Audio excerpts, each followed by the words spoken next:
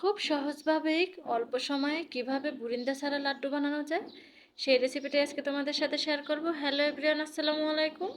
আমি লামিয়া, আপনারা দেখছেন লামিয়া রোমান কিচেন। আজকে আমার রেসিপি বাসায় বসে কিভাবে দোকানের মতো সুস্বাদু বুরিন্দা ছাড়া লাড্ডু তৈরি করা যাবে। এখানে আমি প্রথমেই বুরিন্দা ছাড়া লাড্ডু তৈরি করার জন্য একটা বোল নিয়ে নিলাম। বোলের ভিতরে 1.5 বাটি বুটের ডাল বা ছোলার ডালের ভেষণ নিয়ে নিলাম। এখানে প্রথমে 1 বাটি পানি দিয়ে গুলিয়ে নেব, তারপরে যদি পানির প্রয়োজন মনে হয় তখন আবার দিয়ে দেব। ভালো করে গোলাতে হবে। তো আমার এখানে মনে হলো যে আর পানির প্রয়োজন নাই, এতটুকু পানি এনাফ, তাই আমি আর পানি এখানে দিব না। এখানে 1.5 বাটি ভেষনের ভিতরে 1 বাটি পানি লাগলো। তোমাদের বাসায় যদি ডালের ভেষণ না থাকে তোমরা অবশ্যই ডাল ভিজে রেখে তারপর বেটে বা ব্লেন্ডার করে ব্যাটারটা ঠিক গোলাটা তো দেখেছো ওরকম একটা পাতলা গোলা তৈরি করে তারপরে এখানে একটু একটু দিয়ে ভেজে নিবে। শেপের কোনো টেনশন থাকতে হবে না, যে কোনো শেপ বা যে কোনোভাবে ভেজে নিতে পারো, জাস্ট একটু ভাজা হলেই চলবে। টাইট করা যাবে না আবার, যেমন এটা একটু ভাজলে একটু ফুলে উঠবে, এরকম ফুলে উঠলে নরম নরম থাকবে, তখন এটাকে তুলে ফেলতে হবে। কালারটা আসতে দেওয়া যাবে না, কালার আসলে একটু টাইট টাইট ভাব এসে পড়বে, আর বুরিন্দার ভিতরেও একটু টাইট টাইট লাগবে খেতে। তো এভাবে একটু ভেজে নিব এপিস ওপিস করে, তোমরা দেখে অবশ্যই বুঝতে পারবে।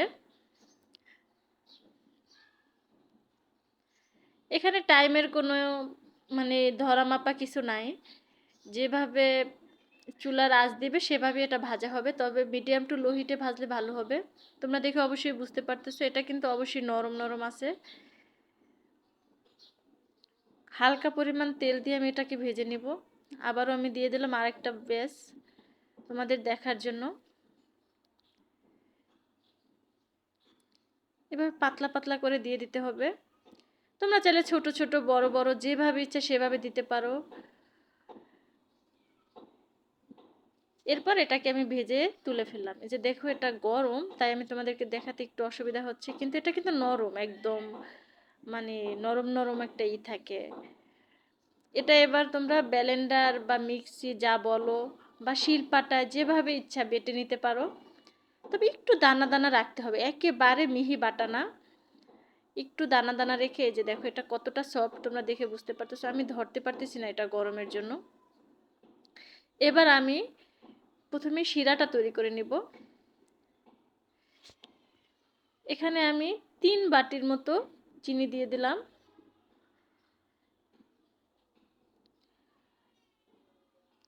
ধরো এখানে প্রায় 250 গ্রামের মতো চিনি হবে। 250 গ্রামের মতো চিনি দিয়ে দিলাম এবং 1 বাটি পানি দিয়ে দিলাম।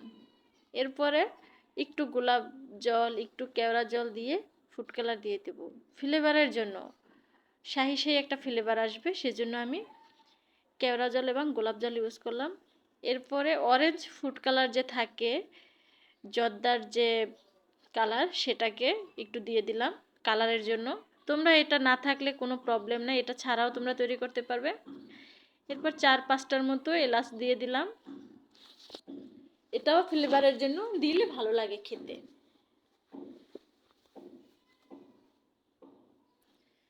এরপর ভালো করে বলো কিনে নিতে হবে। এটা আঠালো 2 তার 3 তার এরকম কোনোই নাই, যেমন একটু চটচটে বা হাতে একটু লাগবে আঠালো, কেমন যেন একটু কি বলে এটাকে, একটু আঠা আঠা ভাব থাকবে, তখন এটাকে তুলে ফেললেই হবে।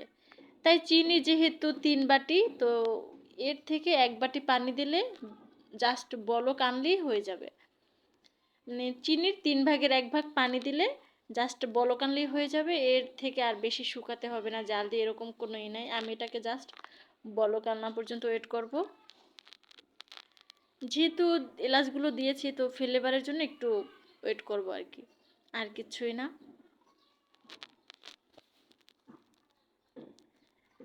আমার শিরাটা প্রায় রেডি হয়ে গেল। চেষ্টা করব বলকটা 2-3টা বলক আসলে তারপরে এলাচটাকে তুলে ফেলতে, না হলে না খেতে গেলে মুখের ভিতরে বাজবে, এটা খুবই বিরক্তকর একটা ব্যাপার। আর তাছাড়া লাড্ডুর ভিতরে এলাচটা মুখে বাজলে খেতেও ভালো লাগবে না। তাই আমি এটাকে তুলে ফেলবো 2-3টা বলক এনে।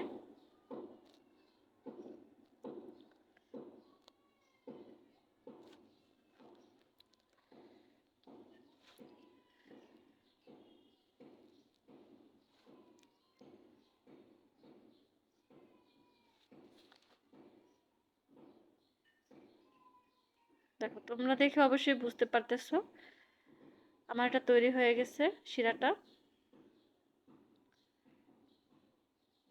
এরপর এখানে আমি 1 ফালি লেবু বা ধরো 1 টেবিল চামচের মতো, যে মাঝারি সাইজের চামচগুলো থাকে সেই চামচের 1 চামচ লেবুর রস দিয়ে দিলাম, যাতে চিনিটা মানে শিরাটা আবার দানাদার না হয়ে যায় ফ্রিজে রাখার পরে। এজন্য দেখো আমি এটা মিক্সিতে এভাবে মিক্স করে নিলাম, ব্লেন্ডার করে নিলাম।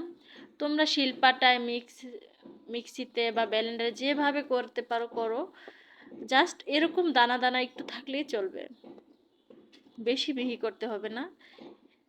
এরপর মিডিয়াম টু লো হিটে আঁচটা করে তারপরে এটা দিয়ে দিলাম শিরাটার ভিতরে। এখানে আমি 6 টেবিল চামচের মতো ঘি ইউজ করব। তোমরা তোমাদের চয়েস মতো দিবে। অবশ্য ঘিটা একটু বেশি দিলে কি হবে, ফ্লেভারটা খুবই সুন্দর আসে, খেতে ভালো লাগে। যেহেতু এটা তেল দিয়ে ভাজা, তো ঘিয়ের পরিমাণটা তেমন একটা বেশি দিতে হবে না, অল্প পরিমাণ দিলেই হবে। তবুও তেল তেলে একটা ভাব এসে পড়বে। নেড়ে চেড়ে এপিস ওপিস করে এটাকে ভালো করে ফুটিয়ে নিতে হবে। এটা দিয়ে না প্রথমে 2 মিনিটের মতো ঢেকে দিলে লো আছে, এটা সুন্দর ফুলে ওঠে, ওইটাই খুব সুন্দর হয়, ভিতরে কোনো দানা দানা থাকে না। তবুও তোমরা হাতে চেপে চেক করে নেবে যে ভিতরে 2-1টা দানা দানা থাকে কি না। দানা দানা থাকলে কি হবে, ওটা লাড্ডু তৈরি করার পরে খেতে মুখে বাজবে, যেটা হবে আর কি। তো এটাকে আস্তে আস্তে লো হিটে রান্না করলেই ভালো হবে, খুব ভালোভাবে সফট হয়ে আসবে এটা। তোমরা দেখে বুঝতেই পারতেছো, যেহেতু ননস্টিকে দিয়েছি তাই নিচে লেগে থাকার বা পুড়ে যাওয়ার কোনো সম্ভাবনাই নেই।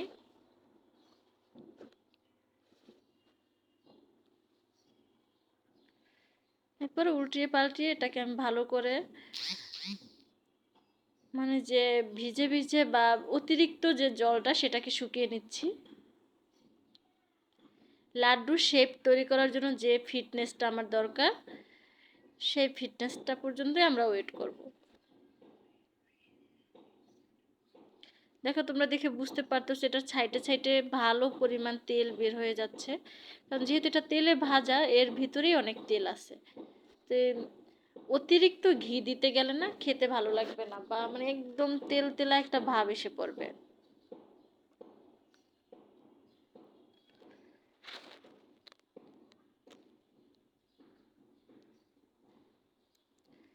এখানে আমি কিছুটা পরিমাণ কাজু বাদাম এবং কাঠবাদাম কুচি করে রেখেছি, এটাকে দিয়ে দিলাম।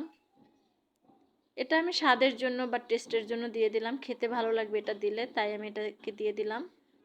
তোমরা চাইলে আরো বেশি দিতে পারো বা না চাইলে নাই দিতে পারো।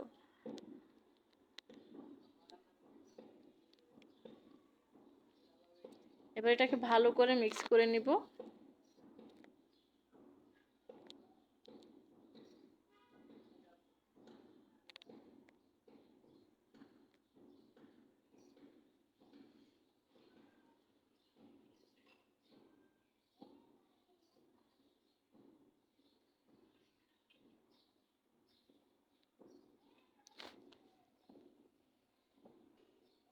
আমার এটা প্রায় আঠালো ভাব চলে আসছে।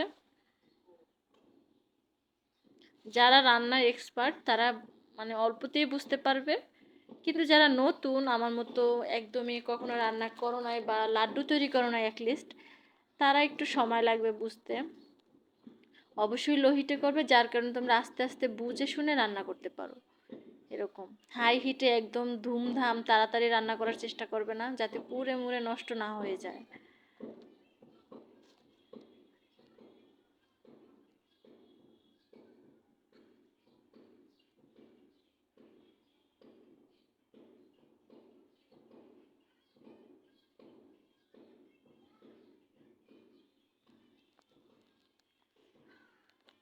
আমার লাড্ডুর জন্য খামিরটা একদম রেডি। এরপর এটাকে নামিয়ে নিব।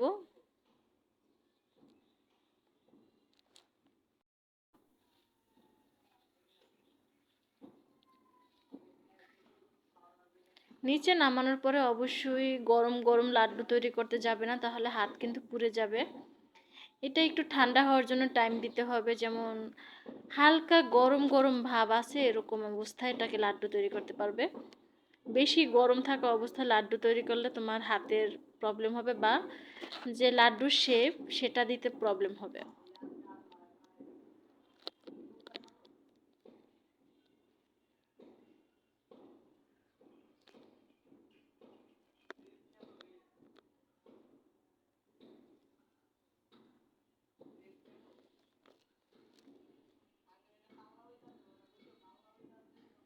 আমি এভাবে হাত দিয়ে চেপে চেপে লাড্ডু তৈরি করে নিচ্ছি।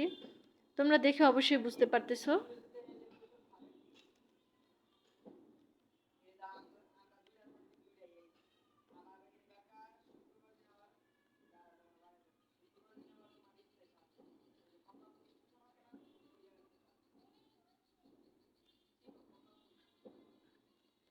চেষ্টা করবে সবগুলো শেপ একইভাবে দিতে, তাহলে দেখতে সুন্দর লাগবে। আমার কিন্তু খামিরটা অনেক গরম, তারপরও আমি চেষ্টা করতেছি আস্তে আস্তে সাইড থেকে তুলে লাড্ডু তৈরি করার।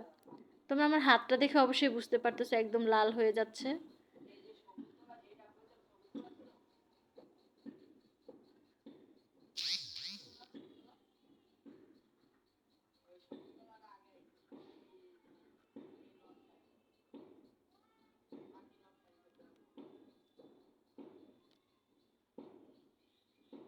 আমি এভাবে সবগুলো লাড্ডু তৈরি করে ফেলেছি।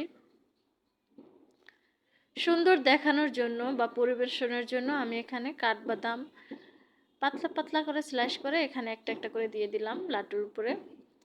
এভাবে আমার ধরো এখানে 150 গ্রামের মতো ভেষন ছিল, তো সেটা দিয়ে আমার 1 কেজির উপরে হবে লাড্ডু তৈরি হয়েছে, প্রায় 35টার মতো।